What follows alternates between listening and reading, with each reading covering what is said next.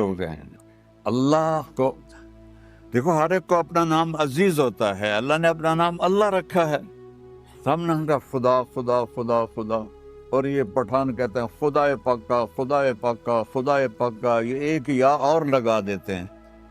اللہ اس کائنات کا شہنشاہ ہے، اور اس نے ہمیں موت دینی ہے، پھر اس نے ہمیں اٹھانا ہے، اس نے ہمیں اٹھانا ہے، ہم نے نکلنا ہے۔ منہا خلقناکم، اس مٹی سے بنایا، وفیہا نعیدکم، اسی میں ڈال دوں گا۔ میں نے اپنے جوان بیٹے کو ہاتھوں سے مٹی میں ڈالا۔ ومنہا نخرجکم تارۃ اخری، پھر دوبارہ تمہیں اس سے زندہ کروں گا دوبارہ۔ یقولون اِنَّا لَمَرْدُودُونَ فِي الْحَافِرَةِ أَإِذَا كُنَّا عِظَامًا نَخِرَةً قَالُوا تِلْكَ إِذًا كَرَّةٌ خَاسِرَةٌ فَإِنَّمَا هِيَ زَجْرَةٌ وَاحِدَةٌ فَإِذَا هُمْ بِالسَّاهِرَةِ۔ سبحان اللہ، قرآن پڑھا کرو۔ قرآن کے بغیر ہم جانور ہیں، قرآن کے بغیر ہم جانور ہیں، قرآن کے بغیر انسان بن ہی نہیں سکتا۔ پڑھا کرو۔ چند چیزیں ہیں جو علماء سے متعلق ہیں، باقی تو سب اللہ کی توحید ہے، میرے نبی کی تعریف ہے۔ کبھی جنت دکھاتا ہے، کبھی جہنم دکھاتا ہے، کبھی عبادت دکھاتا ہے، کبھی اخلاق دکھاتا ہے، کبھی محبت دکھاتا ہے، کبھی جہاد دکھاتا ہے، کبھی سخاوت دکھاتا ہے۔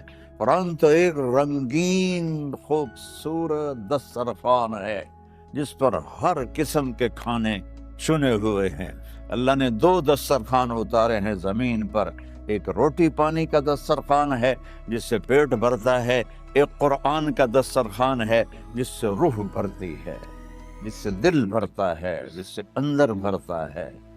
لو انزلنا هذا القرآن على جبل لرأيته خاشعا متصدعا من خشية اللہ، اگر تیرا رب اس قرآن کو پہاڑ پہ اتارتا تو پہاڑ ریزہ ریزہ ہو جاتے اس کی ہیبت اور عظمت کے سامنے۔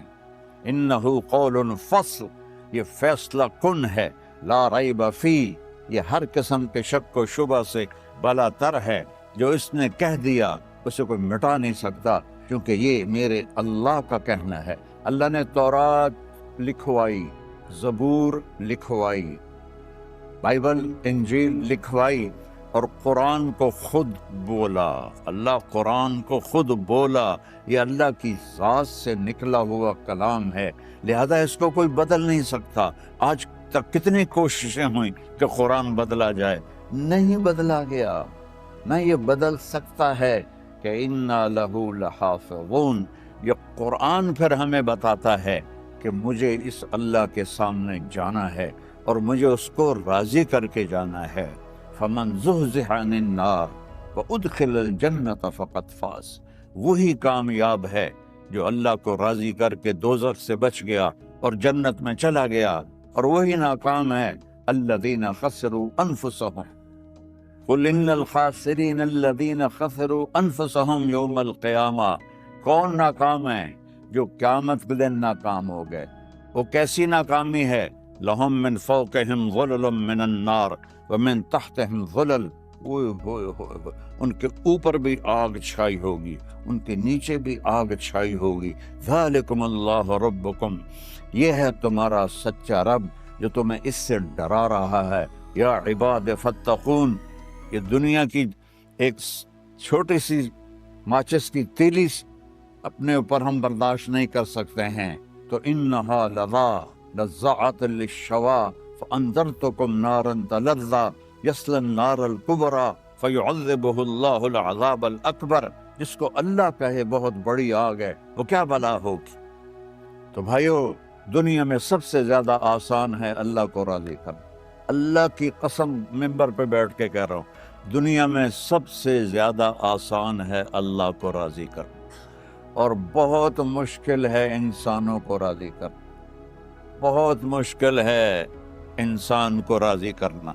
اللہ کو راضی کرنا، ایک حدیث سنو، میرا اللہ کہتا ہے یا ابن آدم لو بلغت ذنوبک عنان السماء، میرا بندہ تو اتنے گناہ کر کہ یہ گلستان جوہر ہے، یہاں سے اپنے گناہوں کو اٹھا اور پوری زمین بھر دے، پھر سمندر بھی بھر دے، پھر پہاڑوں کو بھی ڈھک دے، پھر سورج چاند ستاروں کو بھی اپنے گناہوں سے ڈھک دے، اور پھر اپنے گناہوں کو آسمان تک پہنچا دے۔ آسمان آج تک کوئی نہیں دیکھ سکا، بڑی سے بڑی دوربین سے بھی آسمان نظر نہیں آتا۔ یہ نیلا رنگ آسمان نہیں ہے، یہ سورج کی روشنی کا رنگ ہے۔ اور میرا اللہ فرماتا ہے تو اتنے گناہ کر کہ یہاں سے اٹھا اور آسمان کی چھت کو لگا، ساری دنیا کے مفتی فتویٰ دیں گے پکا جہنمی ہے، پکا جہنمی ہے، پکا بدبخت ہے، لیکن ان کی نہ سننا، میرے پاس آ کے کہنا صرف ایک دفعہ یا اللہ معاف کر دے، غفرت لک ولا ابالی، میں تیرے سارے معاف کر دوں گا اور مجھے پوچھنے والا کوئی نہیں۔ لا يسأل عما يفعل وهم يسألون، تمہیں پوچھوں گا، مجھ سے کوئی نہیں پوچھ سکتا، اور مجھے معاف کرنے میں کوئی مسئلہ نہیں ہے۔ ہمیں معاف کرنے میں کیوں تکلیف ہوتی ہے؟ کہ ہمارے دل پہ اثر ہوتا ہے۔ میں ارسلان کے ساتھ میں بدتمیزی کروں تو اس کے دل پہ اثر ہوگا، اس اثر کو جانے میں دیر لگتی ہے، اس لیے معاف کرنے میں دیر لگتی ہے۔ اور اللہ کیا ہے؟ لن تبلغوا ضری فتضرونی ولن تبلغوا نفعی فتنفعونی، نہ تمہارے گناہوں سے مجھے نقصان ہوتا ہے اور نہ تمہاری نیکی سے مجھے نفع ہوتا ہے، نہ تمہارے گناہوں سے میں متاثر ہوتا ہوں، نہ تمہاری نیکی سے میں بڑا بن جاتا ہوں، نہ تمہارے گناہوں سے میں چھوٹا بن جاتا ہوں، لہٰذا میں ہر وقت دروازے کھول کے بیٹھا ہوا ہوں۔ یا ابن آدم انی لک محب فبحقی علیک کلی محبہ، میں قربان جاؤں اس رب کی محبت پر اپنے بندے کے ساتھ۔ یا مسلم نہیں کہا اللہ نے، اے مسلمان میں تم سے پیار کرتا ہوں۔ پھر مسلمان سارے کوئی اچھا تھوڑے ہیں، اللہ نے یہ نہیں کہا اے متقی مسلمانوں، اے علماء مسلمانوں، اے صوفیاء مسلمانوں، اے مجاہدین مسلمانوں، اے تبلیغی مسلمانوں، اے تہجد گزار مسلمان، نہیں یا ابن آدم، آدم کے بیٹے، تو کافر ہے، تو مشرک ہے، تو مومن ہے، تو مسلم ہے، تو اچھا ہے، تو برا ہے، تو شرابی ہے، تو جواری ہے، تو تہجد گزار ہے، میں تجھ سے پیار کرتا، میں تجھ سے پیار کرتا۔ فبحقی علیک کلی محبہ، ارے تجھے، اوئے ہوئے ہوئے ہوئے، اللہ کیا قسم اٹھا رہا ہے، ارے تجھے میرے حق کی قسم، تو بھی تو مجھ سے پیار کرو۔ یا ابن آدم اذکرک وتنسانی، میں تمہیں ہمیشہ یاد رکھتا ہوں اور تو مجھے بھول جاتا ہے۔ استترک ولا تخشانی، میں تیرے گناہوں پہ پردے ڈال دیتا ہوں، پھر بھی تمہیں شرم نہیں آتی کہ ایک آنکھ مجھے دیکھ رہی ہے، مجھے رسوا کر سکتا ہے، لیکن میں پردے ڈال دیتا ہوں، تیرے گناہوں کو چھپا دیتا ہوں، سب سے چھپا دیتا ہوں۔ اور اتحبب علیک بنعمی، میں تیرے اوپر نعمتوں کی بارش کرتا ہوں کہ تم مجھ سے پیار کرے۔ کتے کو بھی روٹی ڈالو تو ساری زندگی دروازے پہ بیٹھا رہتا، سر ایک پکڑنا فرما، ہم بھول کے کریں یا جان کے کریں، ہم پر ایسے بوجھ نہ ڈال جو تو نے دوسروں پر ڈالے۔ یا اللہ ہم پر وہ بوجھ بھی نہ ڈال جس کو ہم اٹھا نہ سکیں۔ واعف عنا، درگزر فرما، واغفر لنا، معاف فرما، وارحمنا، رحم فرما، انت مولانا، آپ ہمارے مالک ہیں، فانصرنا علی القوم الکافرین، ہمیں کافروں کے خلاف ہماری مدد فرما۔ ایک خاکہ سا میرے ذہن میں آیا، میں کسی تفسیر کی بات نہیں ہے تو میں آپ کے سامنے پیش کر دیتا ہوں۔ آپ سارے مجھ سے تو زیادہ جاننے والے بیٹھے ہو ماشاءاللہ، تو ادھر تمہارے استاد بیٹھے ہیں، وہ بہت ہی زیادہ جاننے والے ہیں، اگر یہ ٹھیک ہے تو اللہ کی طرف سے یہ شروع ہو رہی ہے یہاں سے، للہ ما فی السماوات وما فی الارض وَإِن تُبْدُوا مَا فِي أَنفُسِكُمْ وَتُخْفُوهُ يُحَاسِبْكُم بِهِ اللَّهُ فَيَغْفِرُ لِمَن يَشَاءُ وَيُعَذِّبُ مَن يَشَاءُ وَاللَّهُ عَلَى كُلِّ شَيْءٍ قَدِيرٌ۔ زمین آسمان میں جو کچھ ہے وہ اللہ کا ہے، للہ، ظاہر کرو یا چھپ کے کرو، اللہ تمہارے ظاہر اور باطن کا حساب لے گا، جسے چاہے گا معاف کرے گا، جسے چاہے گا عذاب دے گا، اللہ ہر چیز پر قادر ہے۔ اس کے بعد ہے آمن الرسول، 2 آیات۔ سورہ بقرہ ساری احکام پر ہے، احکام پر ہے، سب سے زیادہ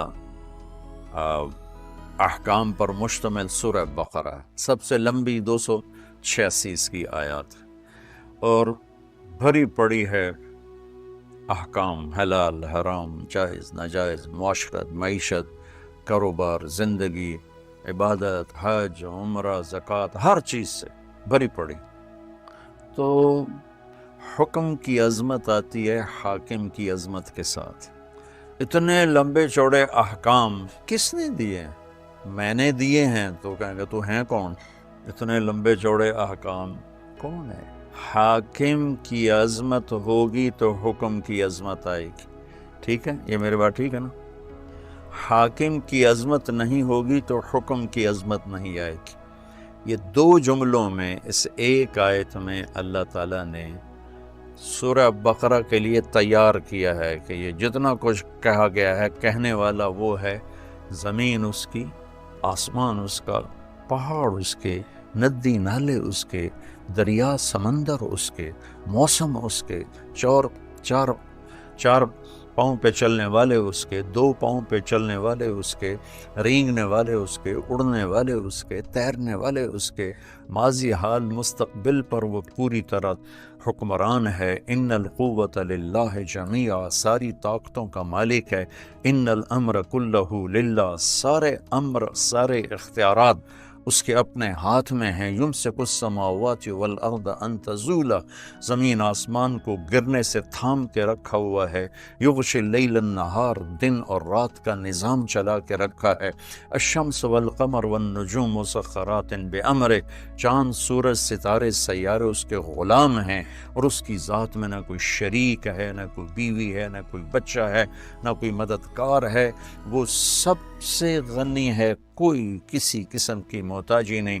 احق من ذکر، احق من عبد، وانصر من ابتغی، وارأف من ملک، واجود من سئل، واوسع من اعطى، وهو الملك لا شريك له، والفرد لا ند له، والعلي لا سمي له، والغني لا ظهير له، لا ظهير له، كل شيء هالك إلا وجه، وكل ملك زائل إلا ملكه، وكل ظل قالص إلا ظله، مدبر بلا مشير، وقاهر بلا منير، ليس له بداية ولا نهاية، الأول بلا بداية والآخر بلا نهاية، قديم بلا ابتداء ودائم بلا انتهاء، هو سبح لله ما في السماوات والأرض وهو العزيز الحكيم، له ملك السماوات والأرض يحيي ويميت وهو على كل شيء قدير، هو الأول والآخر والظاهر والباطن وهو بكل شيء عليم۔ حاکم کی عظمت ہوگی تو حکم کی عظمت ہے۔ یہاں ظفر عباس SSP تھا فیصل آباد، وہ میرا اسکول کا ساتھی، ہاسٹل فیلو، کمرہ ایک ہی کمرے میں ہم رہتے تھے، کمرہ بھی ہمارا ایک ہی تھا۔ تو عبدالخالق کا ایک اور SSP 3 چلے لگا رہے تھے۔ میں نے ان سے کہا کہ میں تمہیں ظفر عباس سے ملا تھا۔ کہنے لگا میرا وہ بیچ میٹ ہے۔ بیچ میٹ کا مطلب ہے کہ وہ جو CSS کے بعد جو ٹریننگ ہوتی ہے اکیڈمی میں، وہ کٹھے تھے۔ اب ہم دونوں یہ پولیس لائن گئے، ایک دروازہ ادھر ہے، ایک دروازہ وہ یونیورسٹی کی طرف سے، وہ دور تھا، یہ قریب تھا۔ تو سپاہی کھڑا تھا دروازے پر، اس نے دور سے دیکھا 2 صوفی صاحب آ رہے ہیں، ٹھیک، دونوں کی داڑیاں، دونوں کی ٹوپیاں، دونوں کے کرتے، دونوں کی شلواریں، ٹخنوں سے اوپر شلواریں، لہٰذا وہ بے نیاز ہو گیا۔ تو عبدالخالق یہیں سے ٹرانسفر ہو کے کوئٹے گیا تھا، اور سب اس کو جانتے تھے، لیکن یہاں وہ کلین شیو تھا، وہاں اس نے جا کے 3 چلے لگائے، داڑھی رکھ لی، تو اب وہ داڑھی میں تھا۔ تو اس نے سپاہی سے کہا بھائی یہ دروازہ کھولو۔ اس نے یوں دیکھا، کہا اتوں آؤ، وہ جو یونیورسٹی والا گیٹ تھا، اتوں آؤ۔ تو جون کا مہینہ، اس نے کہا بھائی گرمی بہت ہے، یہی کھول دے۔ کل صوفی صاحب سنیا نہیں، اتوں آؤ۔ اب ایک حکم جا رہا ہے لیکن حاکم کی عظمت کوئی نہیں، ٹھیک ہے، تو وہ کہہ رہا ہے اتوں آؤ۔ انہوں نے پھر محنت کی، کہنے لگا صوفی صاحب ہمیں کھپا گیا، میرے کو چابی کوئی نہیں، اب ایک کو تالا لگوا ہے، میرے کو چابی کوئی نہیں، اتوں آؤ۔ تو اب اس نے اپنا تعارف کرایا، کہا میرا نام عبدالخالق۔ آگے اسے یہ کہنے کی ضرورت نہیں پڑی SSP، چونکہ یہیں سے ٹرانسفر ہو کے کوئٹہ گیا تھا اور وہیں سے 3 چلے کے لیے نکلا ہوا۔ انہوں نے کہا عبدالخالق سر، اس کا جی چاہے سجدے میں پڑ جائے اس کے آگے، چونکہ اس نے پہلے دیکھا صوفی صاحب ہے، کہ میرا کی کر سکتا ہے۔ پھر دیکھا ایس ایس پی، یہ تو میں ڈسمس کر سکتا ہے، ایس ایس پی سپاہی کو نوکری سے فارغ کر سکتا ہے. میں کہتا میرا بیڑا غر کر دے گا تم سر. اور چابی نکالی، کانپتے ہاتھوں سے دروازہ کھولا، اور کبھی آگے کبھی پیچھے، کبھی آگے کبھی پیچھے. میں نے کہا یہاں سے مجھے ایک قانون ملا کہ حاکم کی عظمت ہوگی تو حکم کی عظمت ہوگی، اگر حاکم کی عظمت نہیں ہے تو حکم کی عظمت نہیں آ سکتی. یہ قرآن میرے رب کا کلام پڑھو. تبارک الذی نزل الفرقان علی عبدہ لیکون للعالمین نذیر. تنزیل ممن خلق الارض والسماوات العلی الرحمن علی العرش استوى. کیسے تعارف اللہ قرآن کا کروا رہا ہے. لیکن ہمارے دل کیوں نہیں جھکتے، جسم دل کیوں نہیں جھکتے کہ اس کے مالک کی عظمت سے دل خالی. تو سورہ بقرہ پر اللہ تیار کر رہا ہے، تو اللہ اپنا تعارف کرا رہا ہے. سمجھتے ہو میں کون ہوں؟ میں یہ ہوں، میں یہ ہوں. تمہارے اندر کو بھی جانتا ہوں، باہر کو بھی جانتا ہوں. یعلم السر و اخفا. اخفا کہتے ہیں کہ ہونٹ بند لیکن آدمی بول رہا ہے، اللہ تعالیٰ اس کو بھی سنتا. وَإِن تُبْدُوا مَا فِي أَنفُسِكُمْ أَوْ تُخْفُوهُ. تخفو وساوس، خیالات، اللہ وہ بھی دیکھ. لہٰذا خیالات پہ پکڑے، تمہارے ظاہری اعمال پہ پکڑے اس کو. قدرت ہر چیز پر قادر ہے. تو مانو گے میری؟ تو بندے کہتے ہیں جی مان. پڑھی گئی زبانی نہیں ہے، قرأت آنا ہے. اگر آپ کو ہمارا پڑھنا پسند آ جائے آپ انہیں اجازت دے دیں، اور اگر پسند نہ آئے تو ہمارے لیے یہی شرف کافی ہے کہ ہم نے آپ کے سامنے حدیث پڑھی. تو ان کا جو ڈنڈا تھا یہاں، انہوں نے یہاں سے ہٹایا اور یہاں رکھ لیا اور گہری سوچ میں چلے گئے. اب ادھر ہمارے 2 نفل کام کر رہے تھے اور ادھر ان کی پرانی زندگی کی سنت کام کر رہی تھی کہ نہیں دینی اجازت، اور ادھر نفل اندر جا رہے تھے. مسکین بچے دے دو دے دو. تو ڈنڈا یہاں رکھا ہوا اور سوچے جا رہے ہیں، سوچے جا رہے ہیں، سوچے جا رہے ہیں. کافی دیر کے بعد کہنے گے اچھا پڑھو. تو جو ابھی حدیث ہم پڑھے ہیں یہ میں نے تلاوت کی. دوسری حدیث دوسرے ساتھی نے، اور تیسری ساتھی. تو طریقہ یہ ہوتا ہے کہ پھر آخر سے آخری حدیث پڑھی جاتی. تو میں نے کتاب لے کر ایسے ورق الٹائے تو ان کو ورق الٹنے کی آواز آئی.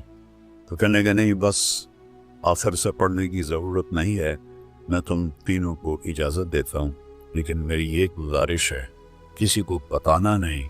میں نے آج تک کسی کو اجازت نہیں تھی. تو پھر ان کی وفات کے بعد میں نے ایسے کہنا شروع کیا. تو اللہ تعالیٰ عربوں میں یہ بہت رواج کہ وہ ان میں سند حدیث کے یہ سفر بھی کرتے ہیں. جابر بن عبداللہ رضی اللہ عنہ اونٹ پہ سوار ہوئے، 1 مہینہ سفر کرتے کرتے مصر پہنچے. حضرت عقبہ بن عامر رضی اللہ عنہ کبھی اصحاب صفہ میں تھے. اس وقت مصر کے گورنر نیچے دستک دی. انہوں نے اوپر سے کھڑکی کھولی. کون؟ کہ میں جابر ہوں. کہ اوپر آ جاؤ. کہ نہیں نہ تم نیچے آؤ نہ میں اوپر آتا. وہ حدیث سناؤ جو تم نے اللہ کے نبی سے براہ راست سنی ہے مسلمان کی سطر پوشی کے بارے میں. کہاں؟ قال النبی وسلم سمعت رسول اللہ صلی اللہ علیہ وسلم قال من سطر مسلما سطرہ اللہ. کہ بس السلام علیکم. پھر 1 مہینہ پورا سفر واپس کیا. ایک حدیث کی آپ کے سامنے ہزاروں حدیثیں صحیح ستہ کی شکل میں پڑھی جائیں گی. تو آپ لوگ ہم لوگ کتنے خوش قسمت ہیں کہ ہمیں اتنا اللہ نے موقع دے دیا. تو ایک حدیث کے لیے کتنے لمبے سفر کرنے پڑتے تھے. تو ایک دفعہ میں مسجد نبوی میں، چونکہ لوگ میں مشہور ہو گیا ہوں تو پھر مسافر ہوتے ہیں، جب لوگ اکٹھے ہوتے ہیں تو پولیس آ کے مجھے پکڑ لیتی ہے. ہر دفعہ ماشاءاللہ پولیس پکڑتی ہے، مجھے جان چھڑانی مشکل ہو جاتی. تو میں ایسے ایک کرسی کے پیچھے چھپ کے بیٹھا ہوا تھا.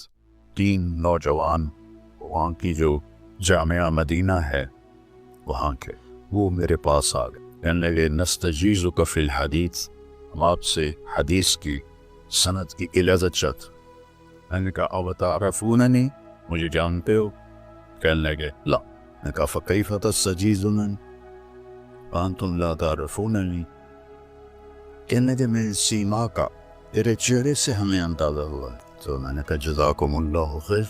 تو میں نے اپنی سند لکھائی. کہنے لگے وقر تصفر. میں نے کہا قبل التوقیر اسألکم سؤال. کہنے کے عدل لو سال. ایک تھا مصری، ایک اردنی، ایک اماراتی، اسی ترتیب سے بیٹھے ہوئے تھے. میں نے کہا ما حسن العلم، علم کا حسن کیا؟ تو مصری نے کہا کہ التقوی. میں نے کہا نہیں. اردنی نے کہا الزہد. میں نے کہا نہیں. اماراتی نے کہا الاخلاص. میں نے کہا نہیں. چنے کے فما ہوا. میں نے کہا دیکھو جو لفظ حسن ہے اس کا تقاضا ہے کہ چیز نظر آئے. جب ایک چیز نظر ہی نہیں آ رہی، التقوی ہاں ہونا، تقوی تو اندر ہے، زہد بھی اندر ہے، اخلاص بھی اندر ہے، تو کیسے پتہ چلے گا؟ اس چیز پر بولا جاتا ہے جو نظر آ رہی. ہنسی جب وہ نظر ہی نہیں آئی تو ہم اس کو حسین کیسے کر سکتے؟ لہذا ایسی صفت چاہیے جو نظر آئے. کرنے کے وہ کیا ہے؟ میں نے کہا حسن العلم والعالم، حسن الاخلاق. عالم ہو، علم ہو، مبلغ ہو، تبلیغ دو، مسلم ہو، اسلام ہو، اس کا جو سب سے حسین، اس کی سب سے حسین چیز اچھے اخلاق. اچھے اخلاق وہ خوبصورت چادر ہے جو آپ کے سارے عیب چھپا دی، اور برے اخلاق وہ ننگا پن ہے جو آپ کے سارے عیب ظاہر کر دے گا. تو مانگتا ہے یہ مجھ سے تو مانگ، میں خوش ہوتا ہوں. بھائی ڈھیر سارے مفتی بیٹھے ہوں گے، کھڑے ہو کے پیرانی سنت ہے، قرآن و فتویٰ لا دے میرے ہوتے. تو اللہ سے دوستی لگانی ہو، مانگنا شروع کر بھکاری کی طرح. ہم مانگتے نہیں ہیں، ہمیں دعا کا طریقہ نہیں آتا. یہ جو بھکاری کھڑے ہوتے ہیں اچھی خاصی کمائی کرتے ہیں، لیکن آپ ان کے چہرے کے ایکسپریشن دیکھیں، کیا وہ مسکنت کی تصویر بنتے ہیں. پھر ہی تو آپ کچھ دیتے ہیں. میں نے 100 روپے دے دو جی، دو گے اس کو. ہم اللہ سے ایسے دعا مانگتے، اللہ کو اپنا دکھڑا سناؤ، اپنا غم سناؤ، اپنی تکلیفیں سناؤ. یا اللہ میرے ساتھ یہ ہوا، یا اللہ میرے ساتھ یہ ہوا، اب میرے ساتھ یہ ہو رہا ہے، تیرے تو سوا کون ہے، میں کتنے جاؤں، کرنا میرا کم کر، نہیں کرنا پھر بھی کر. یہ طریقہ ہے اللہ سے مانگنے. یہ تو ہماری نماز کے بعد اماموں نے دعا یاد کی ہوئی ہے، وہ دعا بھی گا گا کے پڑھتے ہیں. دعا تو فریاد ہوتی، کوئی فریاد بھی گا کے کرتا ہے. اللہ نے ہمارے امام مساجد کو ہدایت دے. یہ دعا بھی ترنم میں پڑھ رہا، تو ترنم تو خوشی کے موقع پر ہوتا ہے، اور دعا تو فریاد ہوتی ہے. فریادی بن کے مانگو، کہتا آ جاؤ دروازے کھول دوں گا. اور عجب بات بتاؤں، ایمان کی شرط نہیں لگائی، اسلام کی شرط نہیں لگائی، نیک ہونے کی شرط نہیں لگائی. ایک شرط لگائی ہے، امن یجیب المضطر اذا دعاہ. ہندو، مسلم، کافر، مشرک، مومن میرے آگے رو کے مانگ لے تو دے دوں. انہوں پتہ نہیں کہ سارے مسلمان نہیں ہیں، مسلمان تو تھوڑے سے ہیں، 100 ارب، باقی تو سب غیر مسلم ہیں. وہ رب العالمین اس نے اپنا انٹروڈکشن کرایا ہے. الحمدللہ رب المسلمین تو نہیں کہا، رب العالمین کہا. ابراہیم علیہ السلام پہلے نبی ہیں جنہوں نے مہمان نوازی کی سنت جاری کی کہ مہمان کے بغیر کھانا نہیں کھاتے تھے. مہمان ہوتا تھا تو کھانا کھاتے. ایک مہمان آ گیا، انہوں نے کھانا رکھا، انہیں لقمہ توڑ کے منہ میں ڈال لیا. تو ابراہیم علیہ السلام نے فرمایا بسم اللہ تھا پڑھ. وہ کہنے لگا میں تو اللہ کو جانتا ہی نہیں ہوں کہ پڑھا کی. تو انہوں نے کھانا اٹھا لی، پڑھ گیا. میں کافر نہیں روٹی کو واسطہ. وہ دروازے تک گیا تھا کہ جبریل آ گیا، اللہ کے خلیل. اللہ فرما رہے ہیں 70 سال سے میرا منکر تھا، میں نے تو اس کی روٹی کبھی بند نہیں کی، تو ایک وقت کی نہیں کھلا سکا، واپس بلاؤ اسے کھانا کھلا، میرا بندہ ہے، کھانا کھلا. تو ابراہیم علیہ السلام دوڑے، آ جا بھائی کھانا کھا. اسے کہ کیوں؟ کہ تیرے میرا رب نے تیری سفارش کی. کہنا کہ تیرا رب اتنا اچھا ہے، میں اس کو مانتا بھی نہیں، پھر بھی میری ذمہ کی ہے مجھے کلمہ پڑھا دے. اللہ نے ایمان نہیں دی کہ ایک اللہ ہے جس سے سارے مسائل آپ کے حل ہوں. ہر انسان کے پاس ایک حد ہے. تو میں بتا رہا تھا کہ میرا اللہ سنتا کیسے ہے، دیکھتا کیسے ہے، اس کی مثال دی. یرا دبیب النملۃ السوداء علی الصخرۃ السماء فی اللیلۃ الظلماء، کہ تیرے رب کی نظر ایسی طاقتور ہے. کالی رات، گھنگور گھٹا ہو، کالے بادل، کالی رات، کالا پہاڑ، کالا پتھر، اس پر ایک کالی چونٹی جا رہی ہے، اس کے اوپر بھی گھاس پھوس اگا ہوا ہے. تو میرا اللہ یہ نہیں فرما رہا چونٹی دیکھ رہا ہوں، میرا اللہ فرما رہا ہے چونٹی کے قدموں سے جو لکیر پڑ رہی ہے تیرا رب وہ بھی دیکھ. کیا دیکھنے والا، ورا اسے ہینکی پھینکی ہو سکتی، اسے دو نمبری ہو سکتی.